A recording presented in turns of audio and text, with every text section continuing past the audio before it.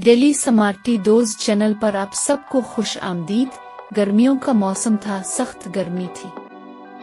सख्त दायविप में किसान का बेटा खेतों में हल चला रहा था।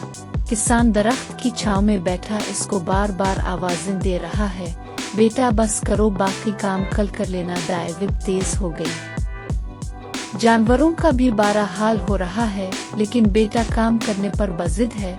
बॉब फिर आवाजें देता है, लेकिन बेटा काम नहीं छोड़ता। आखिर तंग आकर किसान अपने पोते को लाकर सख्त दायविप में खड़ा कर देता है। बेटा जब अपने पत्थर को सख्त दायविप में खड़ा देखता है तो काम छोड़कर भागा भागा आता है। किसान बेटे को कहता है, अब देखा ना कितनी तकलीफ हुई।